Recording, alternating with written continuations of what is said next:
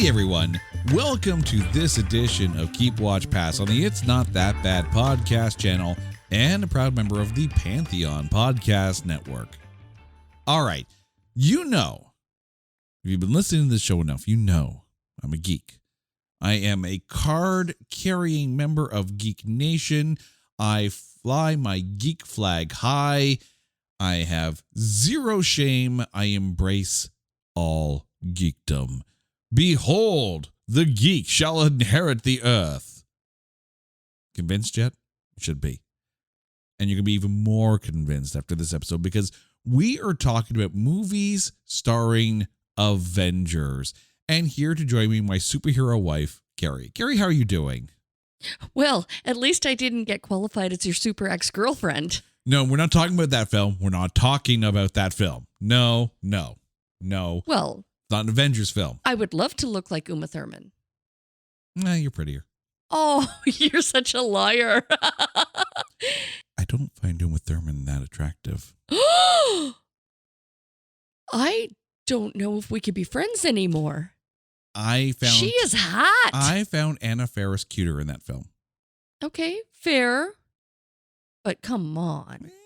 All right. Personal preference. Even though you're wrong, you're allowed to be wrong. I will be wrong in your eyes, and that's fine by me. So we're talking about movies that star Avengers. Of course, we're talking about the heroes of the MCU. But we're adding a degree of difficulty because we could sit here and talk Avengers films and we'd be fine, right? But we're talking about movies that star the actors who made up the Avengers. But they cannot be MCU films or TV properties at all. At all. And it has to be like a name. It can't just be like some rando person who happened to be in the back of the scene. The character has to have a name and probably a few appearances under their belt. So, Carrie, did you find this hard stepping out of the MCU and finding some of the films for these actors? This was incredibly challenging. This is like saying that there's life outside of the MCU. The Stark Tower. Like, that's not, I can't wrap my head around that.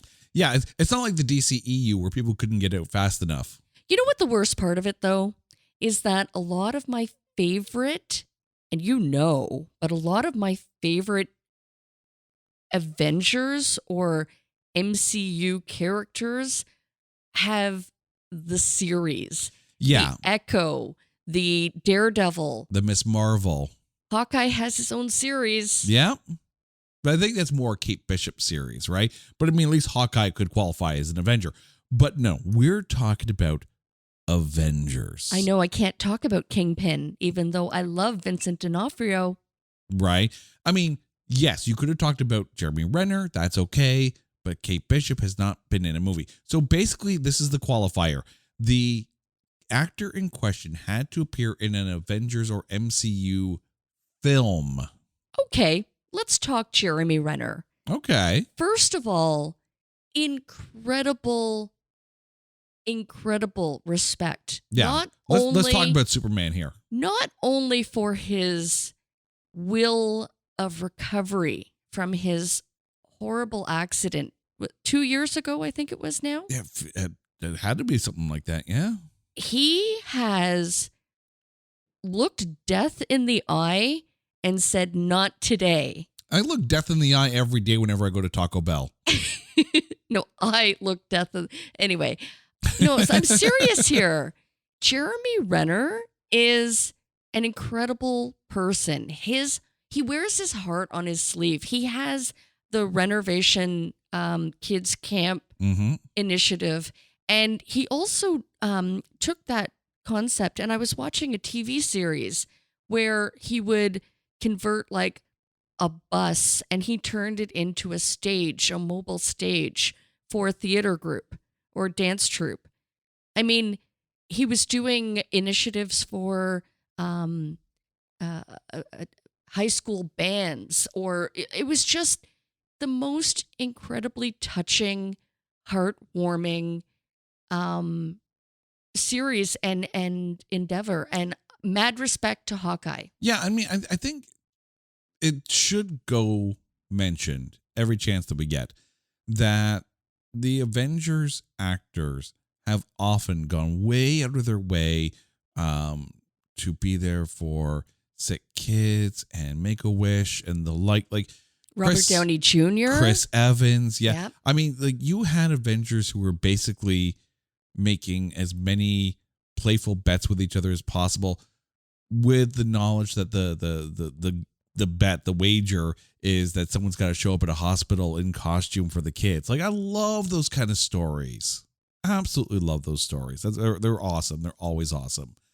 But now we're going to pick 3 films each. Keep, watch, and a pass. The keep is as super as the hero is mentioned.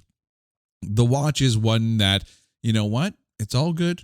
It's all good. And the pass is one where even though the actor is super as hell, the movie maybe not so much. So Carrie, starting with you, your keep pick of movies starring an Avenger. Well, I'm circling back to Jeremy Renner.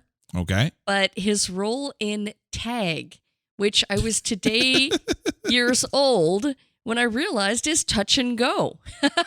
So it's a movie about like a silly bet kind of challenge that a group of friends in their teens started, and it goes into adulthood. And you know what? Just a fun, like a really fun movie. I never realized that someone had put an acronym to tag, and touch and go makes sense. But here's the thing. When it comes to movies and tag, we have very different definitions of what tag stands for.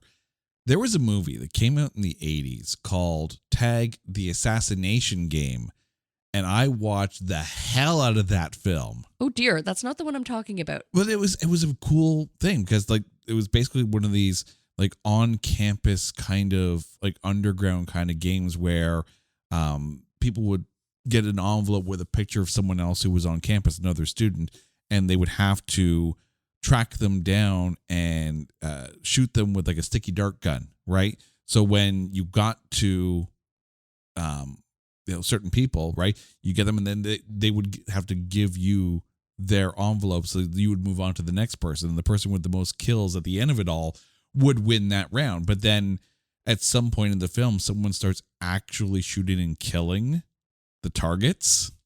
Yikes. It sounded like a fun movie until you got to that point. Well, it's the assassination game. So, of course, it's going to go south real fast. It was a fascinating film.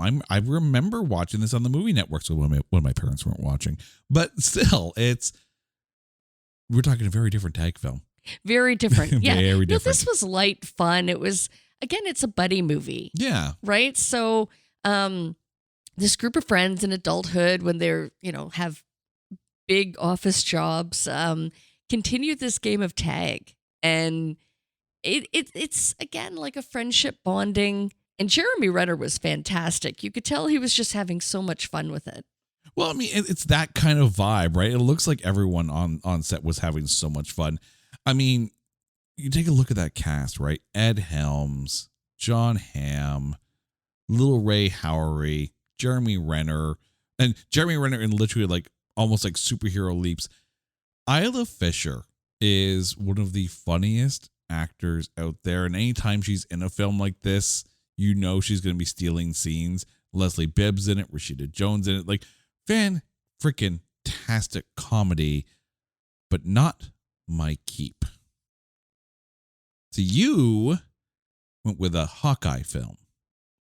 Naturally. I am going with the Black Widow film. Naturally, of course. And I'm going to be real Captain Obvious on this one here. I'm going with The Island. We've talked about this film. I love this film. This is, in my opinion, the greatest Michael Bay film ever.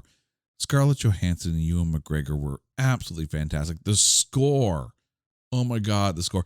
Also, Jimon Hansu in this film as well. So yeah, we got another MCU actor in there. There's no, just go back and listen to our episode on The Island. I guarantee you're going to hear me gush over and over and over again about just how cool and sleek that film is. I can't even begin to tell you. Like, Michael Bay, he's hit and miss. right? Like, I like the first two Bad Boys films. I do like some of the Transformers films.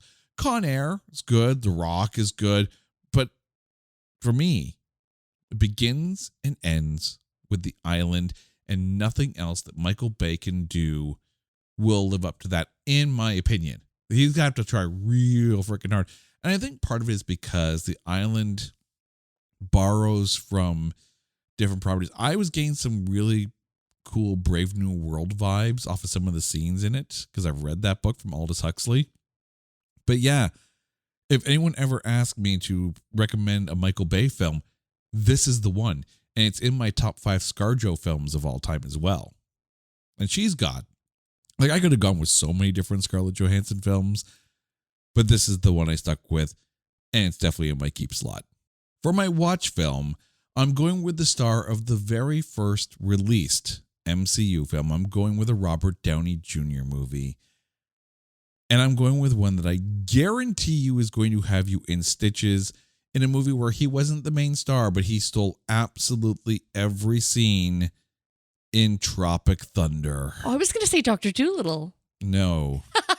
No. If I was picking Dr. Dolittle, it would have been for my past film. It was all about the animals. It was all about the end credits. That meant the movie was over. No, Tropic Thunder. I mean, yes, it's a Ben Stiller film. Sure, Jack Black's in it. Robert Downey Jr. is Kirk Lazarus, right? Tom Cruise The funny thing is, when you as think the agent. there were all these like memes of like, what would the Avengers be? Like, who would the actors be if the Avengers was done in the 90s? And every single one of them is like Tom Cruise as Iron Man. And I could kind of see it in the 90s. So the fact that you have the real Iron Man and the person who should have been Iron Man in the 90s, lo and behold, here you go. I don't think anyone could be Iron Man aside from Robert Downey Jr.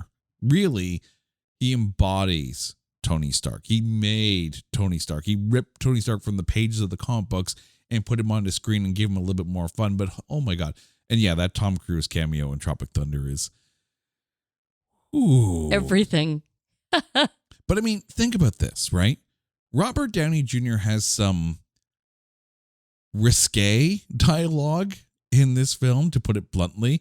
The entire premise of his character, some could sit there and say, ooh, you are walking a fine line between comedy and disrespect, which is usually where the best comedy is, let's be honest. But this is how good it was. He was nominated at the Oscars for Best Performance by a Supporting Actor for this role. For this role, playing an actor who changes the pigment of his skin. And it's so wrong in so many ways. But he definitely lost to the right actor. He lost to Heath Ledger as the Joker in The Dark Knight, who won posthumously. I can't even. I can't even with this character. It's so funny and so wrong at the same time. This is what comedy can do, right? It can walk and dance on that line. You know, the kind of comedy where you're laughing, but you're like, should I be laughing in public about this? Because it is, right? It's a touchy subject. Can you imagine the pitch meeting on this? Oh my God, yeah. It's like, we're going to create this character, but let's see if it flies. Yeah. That's the kind of thing that you like throw out there into the world, and it could have gone way bad, way wrong. Could so bad. But that's the thing. You hand it to someone with like Robert Downey Jr., and he somehow miraculously was able to dance that line and make it fun, right? And make it not bad to laugh along with it. You know, you weren't laughing at it, you were laughing along with it, at the absurdity of it. I think if they had switched the roles and given that to Ben Stiller, it wouldn't have flown. No, and definitely don't give it to Jack Black, because that would have been so bad. But Robert Downey Jr. is he's an ogre of an actor, because ogres have layers and onions have layers. You know, I've said this about Tom Hanks too, where if the actor seems so damn likable. Mm-hmm. Or even Vince Vaughn, Yes. right? Like, as much as you want to hate the character, you eventually warm up to, like, because they have that charisma, that likability, if you will. Yeah. Like and they do this with like the movie sometimes too, right? You get an actor like Allison Hannigan who is just absolutely sweet, and you put the most wrong things into that character's mouth, but it's Allison Hannigan, and it just makes it so fun. And one time at band camp, Right? like, yeah. All right. Your watch pick. I have said time and again, and I will stand on that hill screaming to the world that I love Very Bad Things. I know it's on the list. It's on the whiteboard. We need to get around to it. Very Bad Things. I have to. Okay, so I know this is kind of treading like a gray area. Mm-hmm. He's in the Avengers movies, but Happy Hogan. Yeah. He's kind of like, I don't know, he's kind of like the leader. He becomes the leader. He's the assistant to Iron Man, played by Jon Favreau. And, eventually I really kind of liked in Deadpool, where he was interviewing Deadpool and he's just like, yeah, I don't know. Maybe, sorry. Yeah. Wade, you might not be an Avenger after all. You might not, make the cut. But okay, Very Bad Things. He plays the fiance of Cameron Diaz's character, the bridezilla, the, insane, everything has to be perfect bride. And, a couple friends go off to Vegas for bachelor party, or what happens in Vegas stays in Vegas, whether it's a dead stripper and a trashed hotel room and a couple of drug charges and you name it. One dead hooker. Someone comes back unable to walk. So it's about a bachelor party gone very, very wrong. Very wrong. I mean, listen to this cast too, right? Aside from Jon Favreau, Cameron Diaz, Christian Slater, right? Daniel Stern. Yeah, Jeremy Piven, Gene Triplehorn, who I think is fantastic. Yeah, so many good actors, and it's literally a who's who of who was acting back then. And surprisingly, Favreau is the only one who's made the jump of all of them to the MCU. Okay, but you have to give props to Jeremy Piven because he had the Entourage fame. Of course, right? No, Jeremy Piven has definitely, painted his canvas very well. Christian Slater, however, was he played a superhero. He was in that Spy Kids. Oh, yeah, the We Can Be Heroes movie, yes. Yeah. So, not an MCU film. No, but he's gone the superhero route. Yeah, I've watched that movie, unfortunately, too many times. Thanks, kids. But there were some of these actors who I would love to actually see make the jump to the MCU. Oh, God. Christian Slater, can you picture him? Actually, I could picture him in the MCU, and I know exactly who I would want him to play. Who? Cast it. It's a character called the Beyonder. So the Beyonder is this multi-dimensional being who uses his power to take parts of different worlds and different timelines and different Earths and puts them together in this amalgamation called Battle World. This is Secret Wars. And I don't know if they're going with the Beyonder route for Avengers Secret Wars when it comes up. Christian Slater as the Beyonder would be amazing. But I don't know if they'll cast him. That would be fantastic, though. Really wish they would. But that's just me fan casting. All right, tossing it back over to you for your pass pick. I'm passing on a movie that we saw recently on a date night. And have to give props to, the other entities, whether it be DC or other Marvel properties, whether there's a crossover. this movie was starring Pedro Pascal, Mr. Fantastic. Mr. Fantastic, Madame Web, Madam Web, Dakota. You make her you make her sound like she runs some place where she whips people. Actually, yes, madame. if you've seen 50 Shades of Grey, okay, can we start again? Nope. Okay, Madam Web, Yep. Miss Dakota Johnson, Yes. and Captain America, Chris Evans. They were the love triangle, the love trio of the materialists. You know what's funny? Like, going into this film, I thought it was going to be like a bit of a more rom-com kind of lighthearted kind of fare. Me too. I wanted like a Devil Wears Prada kind of. Yeah, you're not getting that out of this film.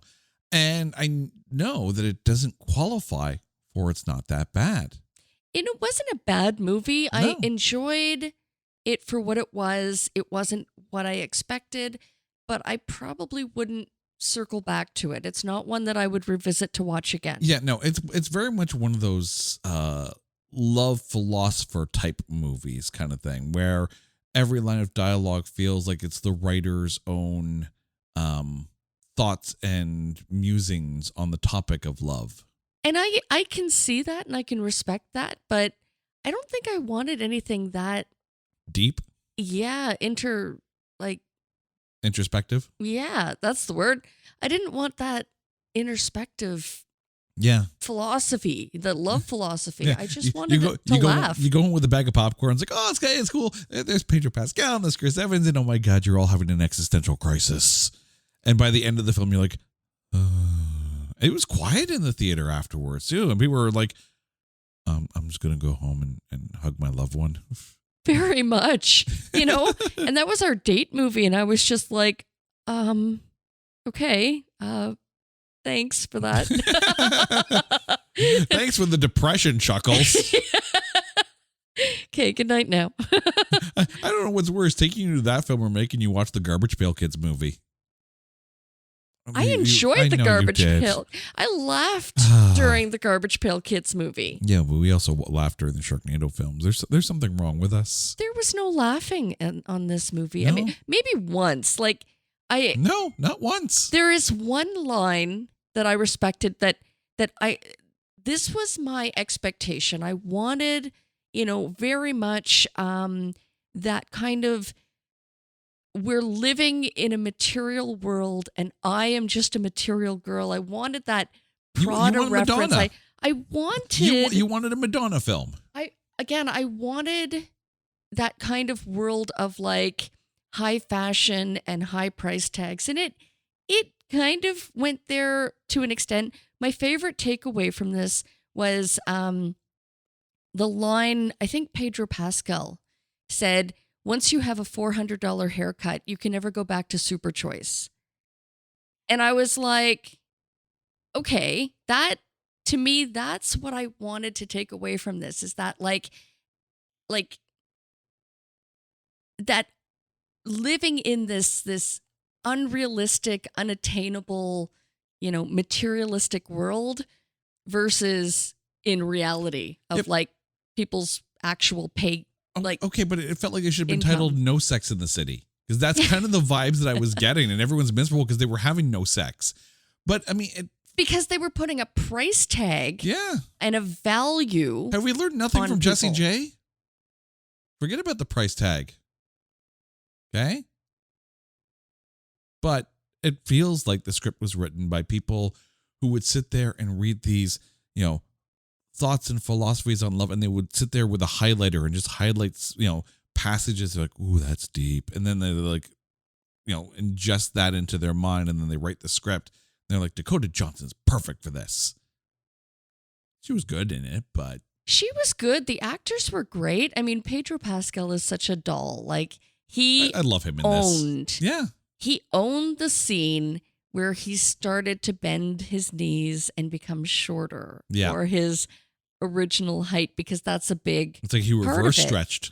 Mr. Not So Fantastic. It's it's a big part of it. You know, the value that people put on their looks, on their worth, you know, as opposed to who they are inside. Yeah. I mean, it's if you're into movies that philosophize and just wax philosophic through the whole film, then this film is going to be for you. But if you're looking for a very hallmarky kind of vibe, you're not getting it here. For my past pick, I'm going with a bit of a parody. I'm going with Walk Hard, the Dewey Cox Story. This is kind of a parody on Walk the Line, the Johnny Cash biopic. And it's got John C. Reilly as Dewey Cox, this musician who kind of has a very similar arc to Johnny Cash. And it kind of makes fun of all those other movie biopics. And I'm picking it because the Beatles are in this film. But let me tell you who stars as the Beatles, though.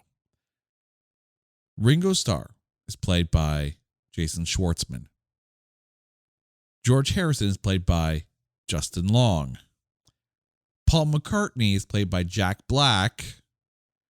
And John Lennon is played by the immortal, ever youthful Ant-Man himself, Paul Rudd. Oh, there's the connection. There's the connection right there. But I found this movie not funny. Like, I know what it was supposed to parody. I know the beats that they were supposed to have the moments, but it's like, it's It's almost like a bunch of people sat down, wrote the script, like, oh, this is gonna be really funny, and then they start filming. It's like, this was funnier on paper. It didn't play well for me, and sometimes the concept is too highbrow for the humor and the crowd that they're playing to. I don't know what that says about me. Sure, probably not something great, but I didn't jive with it. All these moments that should have been funny fell flat. It's almost like a bad Saturday Night Live script. You know, you've got Paul Rudd and Jack Black going, well, we are, of course, the Beatles. It's like, really, if you have to play it out like that, then it's really not that damn funny. And I feel bad because I like Paul Rudd, but this was a miss for me. All right. Before we go, please remind our listeners what your keep, watch, and past picks are of movies starring Avengers. I am keeping a Hawkeye movie because, of course. So I'm keeping tag, watching Very Bad Things with Jon Favreau as Happy Hogan.